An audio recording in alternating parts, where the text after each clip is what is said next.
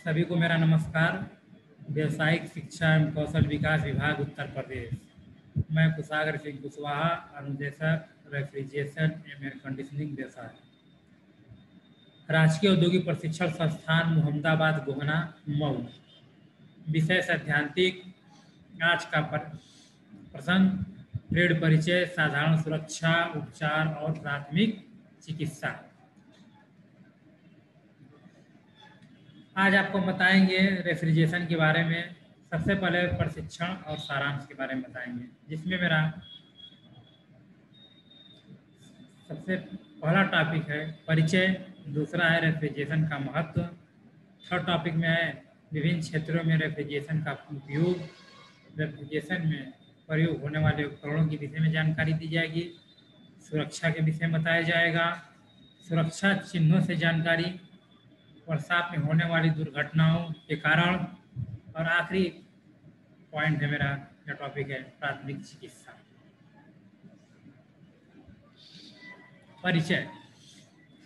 Refrigeration का परिचय आपको बताएंगे कि रेफ्रिजरेशन एक ऐसी विधि है जिसके द्वारा ठंडक उत्पन्न की जाती है और खाद्य पदार्थों को नष्ट होने से बचाया जाता है।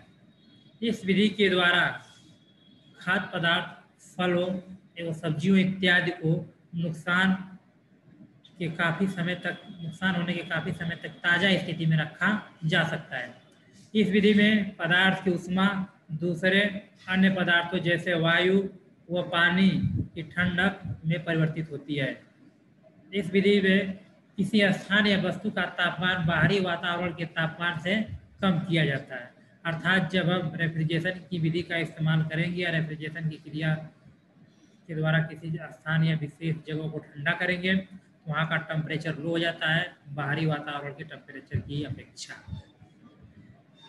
रेफ्रिजरेशन का इतिहास यह है कि रेफ्रिजरेशन शब्द का प्रचलन सबसे पहले रोम, इजिप्ट व ग्रीक के लोगों द्वारा शुरू हुआ। सबसे पहले ये लोग पानी और शराब के मिट्टी के बर्तन में रखते थे। पानी और शराब को मिट्टी के बर्तन में रखते थे। जैसे हमारे यहाँ गर्मियों में पानी और शराब के मिट्टी के बर्तन रखते ठंडा करने के लिए, जिसमें रंधता का गुण होता है। इनमें यह खाद्य पदार्थ कुछ समय के लिए ही सुरक्षित रखते थे, लेकिन इसके बाद खाद्य पदार्थों को किसी भी डिब्बे में बर्फ डालकर रखा जाने लगा और इसमें पहले बर्फ पिघलती है और फिर कुछ अधिक समय तक ठंडी रहती है। अर्थात इस विधि से भी इन्हें बहुत अधिक लंबे समय तक सुरक्षित नहीं रखा जा सकता है। इसके बाद घरेलू रेफ्रिजरेशन से तैयार करने लगे और धीरे धीरे इन मशीनों सुधार करके आज कल के आधुनिक रेफ्रिजरेशन के रूप में तैयार किया गया। अर्थात इस प्रक्रिया को लंबे समय तक मशीनों में कुछ न कुछ सुधार किया गया, जो उसमें कभी महसूस की गई उस कभी को दूर किया गया और रेफ्रिजरेशन का नया वर्जन धीरे धीरे तैयार होने लगा।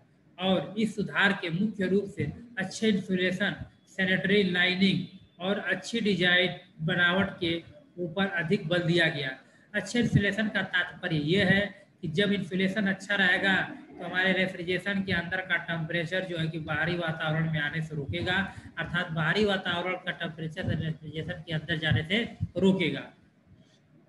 उनकी डिजाइन पर भी ध्यान दिया गया, जिससे जितनी जरूरत हो उतने अनुसार अपने रेफ्रिजरेशन की डिजाइन किया गया। रेफ्रिजरेशन का तापमान कमरे के तापमान से बहुत कम कर दिया जाता है और इसमें रखे खाद्य पदार्थ अधिक समय तक सुरक्षित रहते हैं। इसका कारण यह है कि जब हमारा टेम्परेचर बाहरी वातावरण के टेम्परेचर से लो हो जाएगा तो उसमें जीवाणु या बैक्टीरिया नहीं फैलते हैं, अर्थात सक्रिय नहीं हो पाते हैं, जिससे हमारा खाद्य पदार्थ लंबे समय तक सुरक्षित रहता है। रेफ्रिजरेशन सन 1923 से बनने लगे हैं और आजकल इसका प्रचलन इतना अधिक हो गया है कि यह शहरी क्षेत्रों के साथ ग्रामीण क्षेत्रों में भी बहुत अधिक प्रयोग होने लगा है। क्योंकि आप लोग जानते हैं कि भारत देश में गर्मी ज़्यादा पड़ती है और गर्मी जब ज़्यादा पड़ेगी तो बहुत सारे ऐसे पेय पदार्थ हैं, खाद्य पदार्थ हैं जो जल्दी खराब हो जाते हैं। इसलिए गांव में भी इसका प्रयोग होता है और शहरों में भी इसका प्रयोग होता है। इसका प्रयोग सबसे पहले शहर में ही प्रचलन शुरू हुआ, उसके बाद धीरे धीरे गांव में भी इसका प्रयोग अब बढ़ता जा रहा है। रेफ्रिजरेशन का महत्व। भारत देश में तकनीकी शिक्षा के विस्तार हेतु इंजीनियरिंग संस्थान, पॉलिटेक्निक तथा औद्योगिक प्रशिक्षण संस्थान खोले गए हैं, जिनमें छात्र छात्राएं प्रशिक्षण प्राप्त करके इंजीनियर, सुपरवाइजर तथा कुशल कारीगर के रूप में कार्य करते हैं। औद्योगिक प्रशिक्षण संस्थान में विविध इंजीनियरिंग तथा नॉन इंजीनियरिंग व्यवसाय में प्रशिक्षण दिया जाता है। रेफ्रिजरेशन एवं एयर कंडीशनर व्यवसाय एक इंजीनियरिंग व्यवसाय है जिसमें 2 वर्षीय प्रशिक्षण दिया जाता है। प्रशिक्षण प्राप्त करने के उपरांत छात्र रेफ्रिजरेशन एवं एयर कंडीशनर मैकेनिक के रूप में कार्य करते हैं। अर्थात जो छात्र 2 साल का प्रशिक्षण प्राप्त कर लेते हैं वो जो है कि रेफ्रिजरेशन मैकेनिक के रूप में कार्य करते हैं। आजकल यह व्यवसाय अपना स्वयं रोजगार चलाने में भी बहुत अहम भूमिका अदा कर रहा है। इसके कहने का तात्पर्य यह है कि आप जान रहे हैं, जैसे बताया गया, अभी मैं बताया आपको कि रेफ्रिजरेशन या रेफ्रिजरेटर का प्रयोग, चाहे एसी का प्रयोग, एयर कंडीशनर का प्रयोग शहरों और गाँव में इसका प्रचलन बढ़ता जा रहा है। तो जाहिर सी बात है कि जिस चीज़ का प्रचलन ज़्यादा बढ़ेगा उसके उपकरण की खराब होने की संभावनाएं भी ज़्यादा रहेंगी। और जब हमारा उपकरण खराब हो गया, उसमें कोई कमी आती है, तो हमें रेफ्रिजरेशन मैकेनिक की आवश्यकता महसूस होगी। और रेफ्रिजरेशन मैकेनिक की आवश्यकता जब मुझे महसूस होती है तो उन्हें हम सही करने के लिए रेफ्रिजरेशन मैकेनिक को बुलाना पड़ता है। अतः इससे जो हमारा रेफ्रिजरेशन मैकेनिक रेफ्रिजरेशन से प्रशिक्षण प्राप्त किया है वह इस दौरान अपना कार्य करके या उस उपकरण को सही करके अपना स्वरोजगार का काम, अपना स्वयं का स्वरोजगार कर सकता है और स्वरोजगार में हम भूमिका भी निभा सकता है। क्योंकि भारतवर्ष के कोने कोने में आजकल रेफ्रिजरेशन एवं एयर कंडीशनर का प्रयोग किया जा रहा है।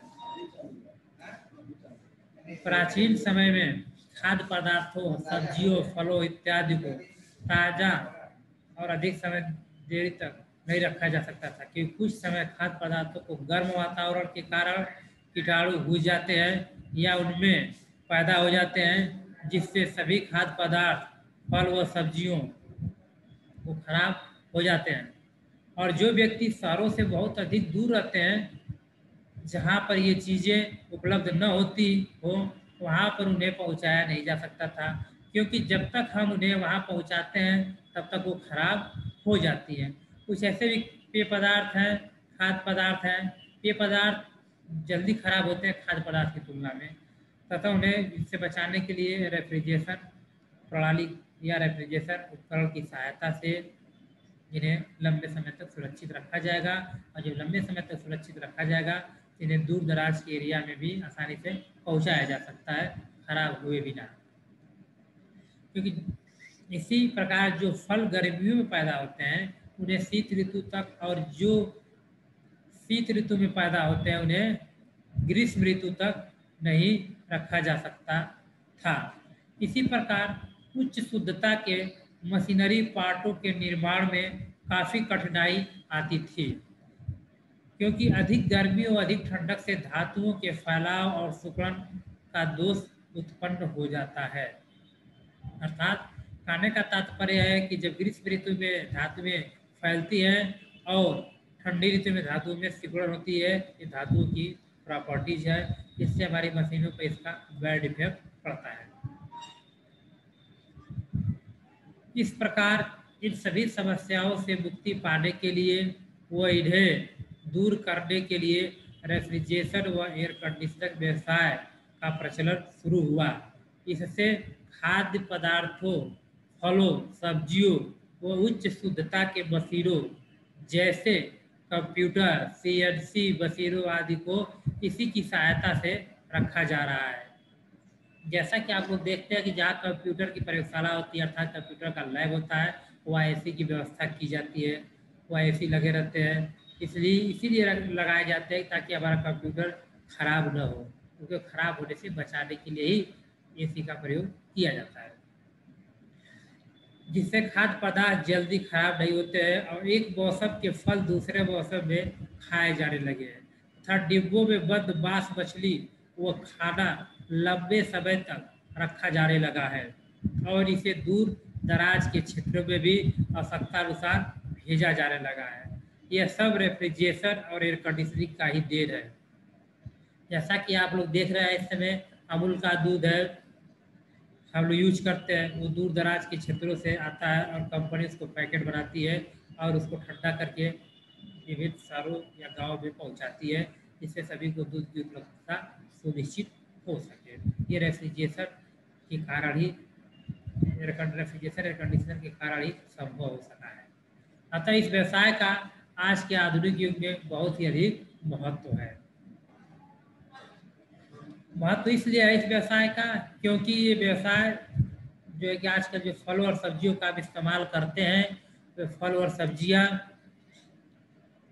का मूल्य ज़्यादा होता है, महंगी होती हैं और जल्दी खराब हो जाती हैं। अतः जब उन्हें खराब होने से बचाएंगे तो लंबे समय तक इसका इस्तेमाल करेंगे, इसीलिए रेफ्रिजरेशन का महत्व बढ़ता जा रहा है।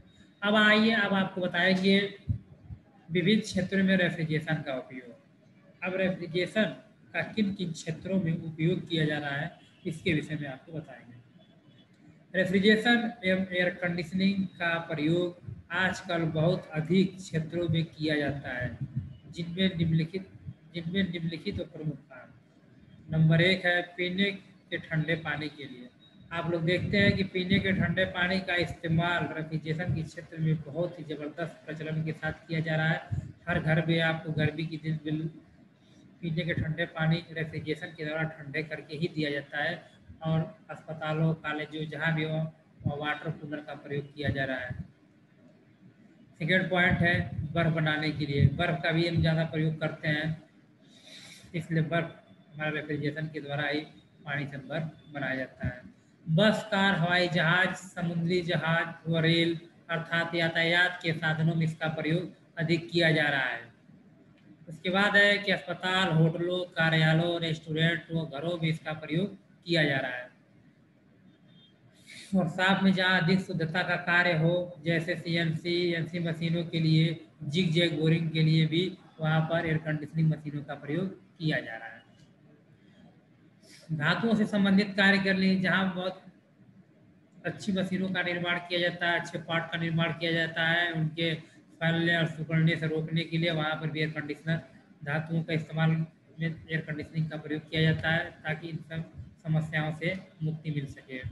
दूध डेयरी उद्योग में दूध को खराब होने से बचाने के लिए दूध डेयरी उद्योग रेफ्रिजरेशन का बहुत तेज़ी से इस्तेमाल कर रहे हैं, उन्हें खराब होने से बचाते हैं। अगर दूध डेयरी उद्योग में रेफ्रिजरेशन प्रणाली का प्रयोग न किया जाए तो बहुत ज़्यादा दूध खराब हो जाएगा, जिससे डेयरी उद्योग को काफ़ी नुकसान उठाना पड़ेगा। डिस्टिलरीज में इसका प्रयोग किया जाता है।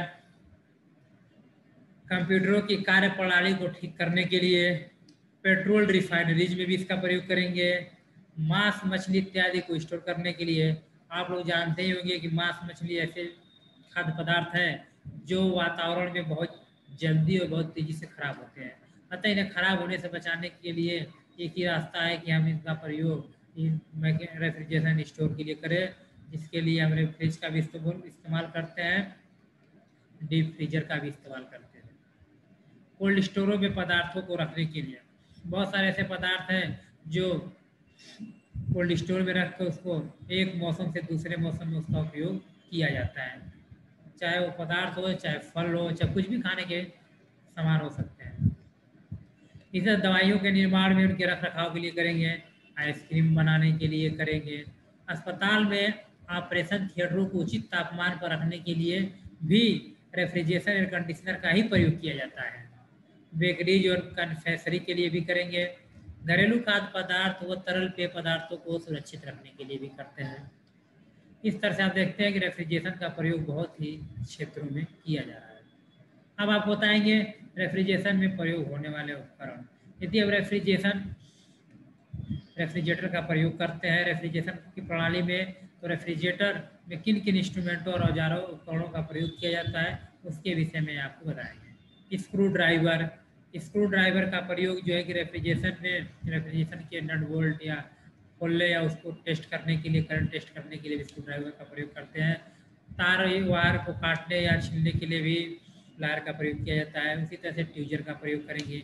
मल्टीमीटर का प्रयोग किया जाता है। मल्टीमीटर भी एक तरह से इलेक्ट्रिकल इक्विपमेंट है। ये वोल्टेज, करंट और रेजिस्टेंस को मेजर करता है। ट्यूब कटर के द्वारा ट्यूबों को काटा जा रहा है। फ्लेयरिंग टूल का भी प्रयोग करते हैं फ्लेयरिंग के लिए। पाइप बेंडिंग टूल का प्रयोग करते हैं पाइप को बेंड करने के लिए। स्विचिंग टूल का भी प्रयोग किया जाएगा और पंचिंग टूल का भी इसमें प्रयोग किया जाता है। ये उपकरण हैं जिनका प्रयोग हम एयर कंडीशनर या रेफ्रिजरेटर में, एयर कंडीशनिंग प्रणाली में रेफ्रिजरेटर को बनाने में इन उपकरणों की आवश्यकता महसूस होती है। इसके बाद आपको आएंगे प्रेशर गेज। प्रेशर गेज का प्रयोग अपने रेफ्रिजरेटर में गैस का प्रेशर चेक करने के लिए किया जाता है। इसी प्रकार कंपाउंड गेज का भी प्रयोग करेंगे। थर्मामीटर का प्रयोग जो है कि टेम्परेचर मेजर करने के लिए प्रयोग करेंगे। हाईलाइट टार्चर का प्रयोग गैस का लीकेज चेक करने के लिए करेंगे। और गेज मैनिफोल्ड का प्रयोग करेंगे गेज की जांच के लिए। सीलिंग साइक्रोमीटर का प्रयोग करेंगे ह्यूमिडिटी के लिए। टैकोमीटर का प्रयोग स्पीड के लिए। वैक्यूम पंप का प्रयोग करेंगे वैक्यूम करने के लिए।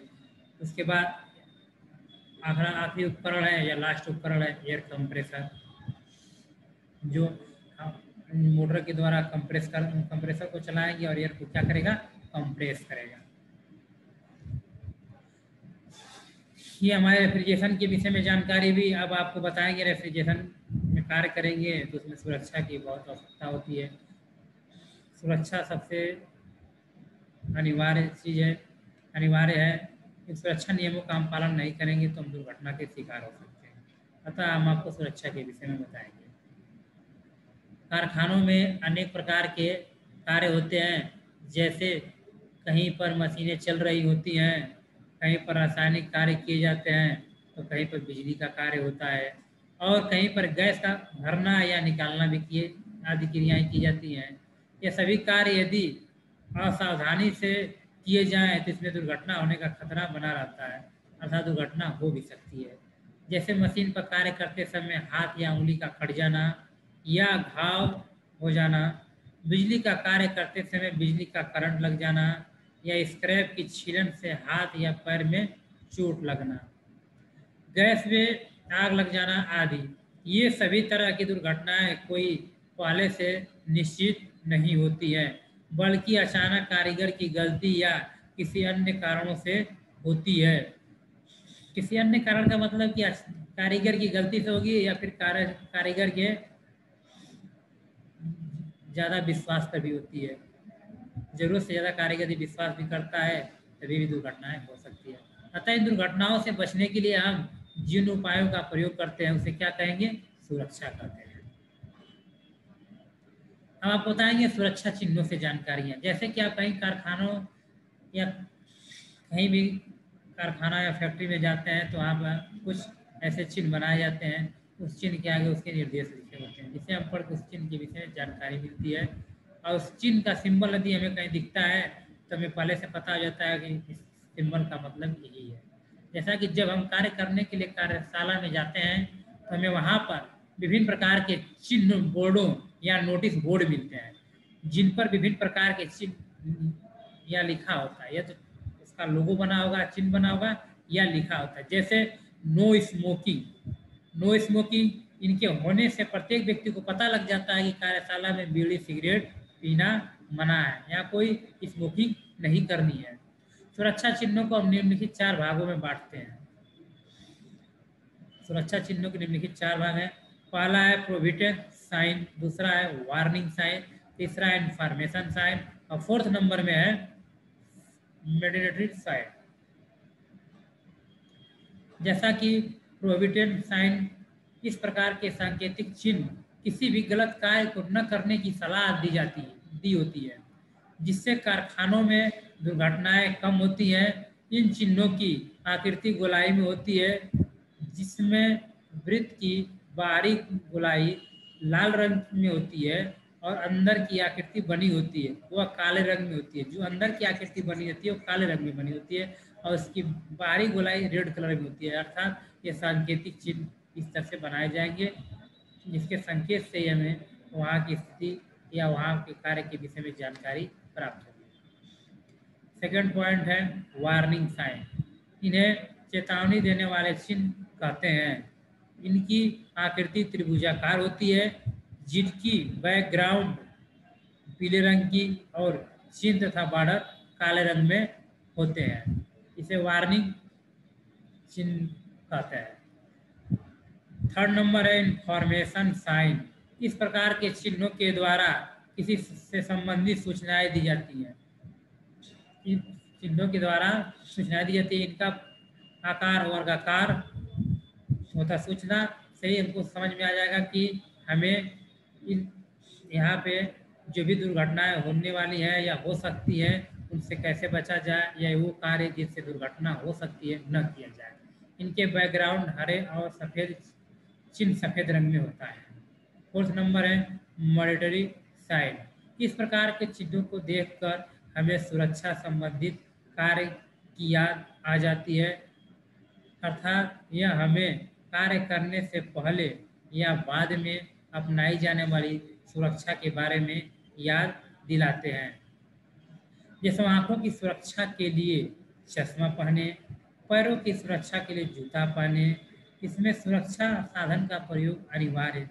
यदि हम चश्मा नहीं पहनते आँखों की सुरक्षा के लिए तो हो सकता है कि कार्यशाला में कार्य करते कोई तेज रोशनी आँखों पर लगती है तो आपको नुकसान पहुंचाएगी, जैसे वेल्डिंग का कार्य हुआ, या फिर कोई ऐसी वस्तु या कोई ऐसी छोटी नुकीली चीज़ आके आँखों में मेरी लग सकती है, इससे मेरी आँख खराब हो सकती है।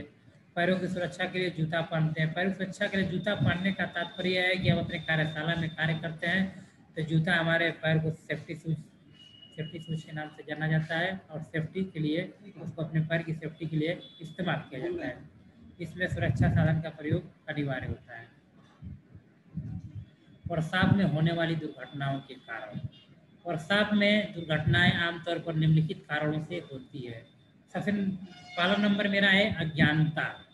जब तक अज्ञानता का तात्पर्य है कि जब तक हम किसी मशीन या औजार के बारे में पूर्ण जानकारी नहीं है और हम उस मशीन या औजार से काम करने लग जाएं तो दुर्घटना होने का पूरा खतरा बना रहता है। अतः मशीन पर कार्य करने से पहले उसके बारे में पूर्ण जानकारी प्राप्त कर लेनी चाहिए। ये जानकारी हम अपने प्रशिक्षण से प्राप्त करेंगे और प्राप्त करने के बाद ही किसी मशीन या औजार को टच करेंगे, नहीं तो दुर्घटना हो सकती है। सेकंड नंबर है उत्सुकता। जब कोई व्यक्ति नया वर्कशॉप में प्रवेश करता है तो उसे प्रत्येक मशीन और औजार आदि का प्रयोग करने की उत्सुकता बनी रहती है और अनजाने में वह उन्हें चला बैठता है और दुर्घटना होने का पूरा खतरा रहता है। यदि हम उसे अनजाने में चलाएंगे, उस उपकरण का क्या कार्य है उसके बारे में नहीं जानेंगे और वर्कशॉप में हमारे प्रशिक्षार्थी उसका प्रयोग करेंगे बिना जानकारी के उत्सुकतापूर्वक, तो दुर्घटना होने के चांसेस ज़्यादा रहेंगे। जैसे ऐसे मान लीजिए कि मैं प्लायर का इस्तेमाल हैमर के रूप में करते हैं तो हमारा टूल्स भी खराब होगा, हमें चोट लगने की संभावना भी बनी रहेगी। थर्ड नंबर है गलत पोशाक। यदि कोई भी व्यक्ति वर्कशॉप में पैरों में हवाई चप्पल, ढीले कपड़े, बड़े लंबे व खुले बाल, टाई, घड़ी, अंगूठी इत्यादि पहने रखे तो दुर्घटना हो सकती है। इसका कारण यह है कि बड़े लंबे खुले बाल रखेंगे या ढीले कपड़े पहनेंगे तो मशीन पर यदि कार्य कर रहे हैं तो हमारे कपड़े मशीन में फंस सकते हैं और हमें भारी दुर्घटना का शिकार बना सकते हैं। गलत औजारों का प्रयोग। गलत औजारों के प्रयोग से भी दुर्घटनाएं हो जाती हैं। जैसे यदि आप पेचकस की जा रेती या हैमर की जगह रेती या प्लायर का प्रयोग, चोट लगने का डर रहता है। अर्थात हम पेचकस की जगह पर हैमर का प्रयोग करेंगे या रेती की जगह पर प्लायर का प्रयोग करेंगे तो चोट भी लगेगा और हमारा उपकरण या टूल्स भी खराब होंगे। उसके बाद अगला नंबर है खतरनाक पदार्थ। और वर्कशॉप में बिजली तथा विस्फोटक पदार्थ भी रखे होते हैं। यदि उनसे जरा भी असावधानी रखेंगे तो कभी भी दुर्घटनाएं हो सकती हैं। ऐसे पदार्थों को आग या स्पार्किंग से हमेशा दूर रखना चाहिए, अर्थात ऐसे पदार्थों को जहां रखा जाता है वह नो स्मोकिंग का बोर्ड लगा होना चाहिए। आपने अभी जो दुर्घटनाएं हो सकती है उन दुर्घटनाओं के बारे में आपको जानकारी दी गई।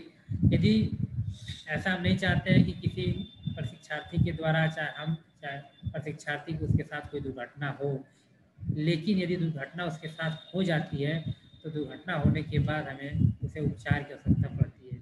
इसके लिए हम आपको बताएंगे प्राथमिक चिकित्सा। कारखाने में दुर्घटना किसी भी समय घट सकती है और उस समय डॉक्टर का तुरंत उपलब्ध होना मुश्किल होता है। क्यों? क्योंकि हम डॉक्टर के पास नहीं होते, हम कारखाने में होते हैं, अतः डॉक्टर के पास जाने में समय लग सकता है। अतः अचानक दुर्घटना या बीमारी के अवसर पर डॉक्टर के पहुंचने या अस्पताल जाने से पहले घायल या बीमार व्यक्ति के लिए दिए जाने वाले आवश्यक उपचार ही प्राथमिक चिकित्सा कहलाते हैं। जैसे आवश्यक उपचार से संबंधित, जैसे किसी व्यक्ति को चोट लग जाती है या किसी व्यक्ति को हाथ कट जाते हैं तो उन्हें बैंडिंग करना, उन्हें पैर में चोट लग गई तो उन्हें स्ट्रेचर पर ले जाना, या फिर किसी व्यक्ति को चक्कर आ रहा है तो उसे पानी देना, उसकी बीपी को चेक करना, ये सब प्राथमिक चिकित्सा हम अपने प्रयोग वर्कशॉप में ही कर सकते हैं ताकि उसे थोड़ी समय के लिए राहत मिल सके और उसे डॉक्टर तक आसानी से पहुंचाया जा सके। धन्यवाद।